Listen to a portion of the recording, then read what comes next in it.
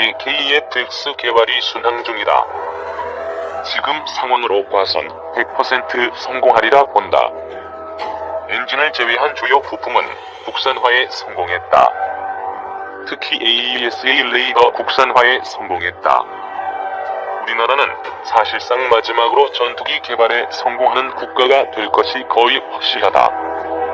6세대 전투기가 곧 나오고 상용화되면 뒤늦게 4세대나 4.5세대 전투기를 개발해봤자 기술 격차로 아무 의미가 없기 때문이다. 전투기 기술 격차가 너무 벌어져서 도저히 따라갈 수 없게 된다. 이런 측면에서 보면 지금이 세계에서 마지막으로 전투기를 개발할 수 있는 기회다. 이 시기를 놓쳐서는 절대 안 된다. 다행히도 KF-X 개발은 순항 중이다. 바라기는 F-16 이상의 성능이 나오기를 바란다. 그런데 아직도 우리나라가 자력을 전투기를 개발하는 것에 부정적인 밀매들이 있다. 그들의 논리는 그 돈으로 더 좋은 전투기를 많이 사는 것이 현실적이라는 것이다. 설득력이 있어 보이지만 그렇지 않다. 지금 기회를 놓치면 국산 전투기 개발은 사실상 불가능하다. 전투기에서 독립해야 진정한 자주국방을 이룰 수 있다. 미국은 자국산 전투기를 팔고 정비도 함부로 못하게 철저히 통제한다. 우리가 구입한 F-35 전투기에는 레이더도 쏘지 못하게 한다. 기술 유출을 우려해서 그러는 것이다.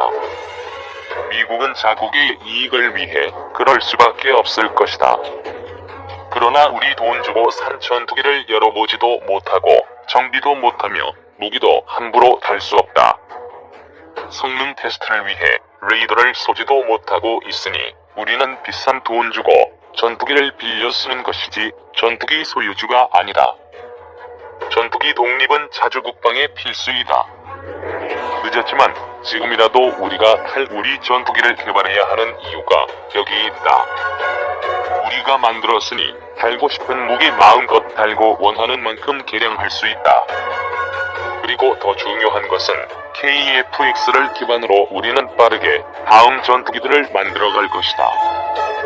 함재기도 만들고 5세대, 6세대 전투기도 만들 것이다.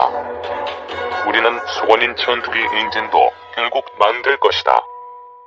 KF-X가 양산되는 날 우리는 진정한 강군으로 거듭날 것이다. 그 누구도 KF-X 전투기 사업을 비판해서는 안 되며 절대적인 지지와 응원을 보내야 한다. 만일 실패해도 아무도 탓하지 말고 다시 시작하도록 도와야 한다. KF-X 핵심 장비 AESA 레이더 실물 공개. 방위사업청이 7일 한화 시스템 영인종합연구소에서 한국형 전투기에 탑재할 핵심 장비인 AESA 레이더 시제품 출고식 행사를 개최하였습니다. 이날 행사에서는 국내 최초로 개발된 AESA 레이더의 실물이 최초로 공개되어 주목을 끌었습니다. AESA 레이더는 2016년부터 국방과학연구소 주관으로 개발 중인 전투기용 레이더로 KF-X에 탑재되는 핵심 장비입니다. 미국이 핵심 기술 이전을 거부해서 국방과학연구소가 자체적으로 개발한 레이더입니다. 한국형 전투기 KF-X 전투기 스마트 폭탄 체계 통합과 무장 체계. 한국형 전투기로 알려진 KF-X의 스마트 폭탄 체계 통합이 본격화될 예정입니다. 스마트 폭탄이란 전투기에서 투하하는 유도 폭탄으로 정밀 유도 방식을 사용해 명중률이 매우 높은 장점이 있습니다. 스마트 폭탄 체계 통합이 구체화되면서 KF-X 개발도 한층 가속화될 것으로 보입니다. KF-X에 사용할 예정이었던 공대공 미사일은 미국산 AIM-120 암남 중거리 공대공 미사일과 LIM-9 사이드와 인도 단거리 공대공 미사일을 미 정부의 수출 승인 거부로 유럽 MBDA사의 미티어 중거리 공대공 미사일과 독일 딜사의 아이리스-T 단거리 공대공 미사일이 선정됐습니다. 반면 공대지 무장인 스마트 폭탄의 경우 미 정부의 수출 승인이 떨어지면서 본격적으로 미국산 무장을 사용할 수 있게 됐습니다. 군 관계자에 따르면 레이저 유도 폭탄인 GBU-12, GPS 유도 폭탄인 JDAM과 레이저 JDAM, 소구경 폭탄, 바람 수정 확산탄인 WCMD 측 CBU-105가 KF-X에 동합될 예정이라고 합니다. 이들 스마트 폭탄들은 이미 우리 공군에서 사용 중이고 KF-X에 통합될 경우 유사시 중요 목표물에 대해 외과 수술과 같은 정밀 타격이 가능해지며 원거리 공습으로 전투기의 생존성도 향상될 것으로 기대됩니다. KF-X는 공대지 임무를 위해 탑재될 AESA 레이더에 특별히 자동지형 추적 기능도 추가할 예정입니다. 한화 시스템은 지난해 12월 12일 KF-X 탑재 능동 이상 배열 레이더에 자동지형 추적 기술을 적용하는 총 470억 원 규모의 사업 계약을 국방과학연구소와 체결했다고 밝혔습니다. TATF는 레이더 센서를 이용해 지형을 감지하고 일정 고도를 자동으로 유지하며 비행하도록 제어하는 소프트웨어 기술입니다. 일부 선진국만 개발에 성공한 기술로 첨단 전투기가 근접 항공 지원, 무장 투하 등 임무 수행 시 지형을 따라 낮은 고도로 안전한 비행을 하고 정리대에 의한 피탄 확률을 최소화해 임무 성공률을 높이는 데 필수적인 역할을 합니다.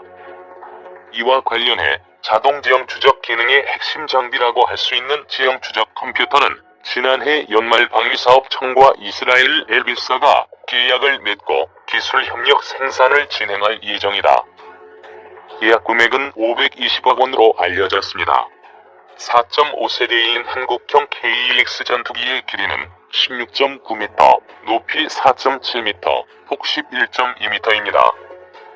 최대 추력은 44,000파운드, 최대 이륙重量은 25,600kg으로 최대 속도는 마하 1.81, 항속거리는 2,900km입니다. 이 전투기는 최신 항전 장비와 능동조사 시위상 배열 레이더 및 최신 센서 등을 탑재할 뿐 아니라 고기동력을 갖추고 있습니다. 앞에서도 언급되었듯 공대공 무기들은 주로 유럽 MBDA사의 미티어 중거리 공대공 미사일과 독일 딜사의 IRIS-T 단거리 공대공 미사일이 선정됐습니다. 반면 공대지 무장은 미제 스마트 폭탄인 레이저 유도 폭탄인 GBU-12, GPS 유도 폭탄인 JDAM과 레이저 JDAM, 소구경 폭탄, 바람 수정 확산탄인 WCMD 측 CBU-105가 KF-X에 동합될 예정이라고 합니다. 이런 선택은 나쁘지 않은 선택인 듯합니다. 유럽과 미국제 무장을 한다면 친서방 국가들의 수출도 수월할 뿐 아니라 한국 무기체계의 다변화로 인해 다음 무기 수입이나 개발에 있어서 또 다른 선택지를 만들어 놓는 결과를 생각할 수 있을 듯합니다. 그동안 너무 미국 위주의 무기 체계로 인하여 각종 어려움이나 견제가 심하게 작용했는데요. 이번 한국형 전투기 KF-X 개발로 그런 견제나 어려움이 어느 정도 한국 무기 시장에서 상호 견제로 조금이라도 완화될 듯합니다. 한국형 전투기인 KF-X 전투기는 2022년 상반기 초도 비행시험을 시작해 2026년까지 개발이 완료될 예정입니다. 위기에 처한 한국형 전투기 KF-X. 한국형 전투기 KF-X를 포함한 국산 군용기가 동남아 시장에서 밀려날 위기에 처해졌습니다. 세계 항공 우주 산업 시장에서 한국 기반이 미약하지만 말레이시아, 태국, 필리핀, 인도네시아 등 동남아시아에서 우리 군용기가 잘 쓰이고 있었습니다. 하지만 최근 들어 미국 및 유럽 방산업체들이 동남아 시장에 뛰어들 조짐이 보이며 우리나라 입지가 흔들릴 수 있다는 우려의 목소리가 높아지고 있습니다. KF-X 개발에 참여한 인도네시아는 전체 개발비 8조 5천억 원 중 20%인 1조 7천억 원을 부담하기로 했으나 2018년에서 2019년 분담금을 내지 않았습니다. 방위사업청은 인도네시아 대통령이 사업 참여 의지를 표명했다. 분담금 납부가 이행될 수 있도록 협의 중이라 전했습니다. 하지만 프랑스 경제 전문 매체 라트리뷰는 인도네시아 국방부 장관의 파리 방문은 프랑스제 무기 구매 협상을 마무리하기 위해 계획됐다고 보도했습니다.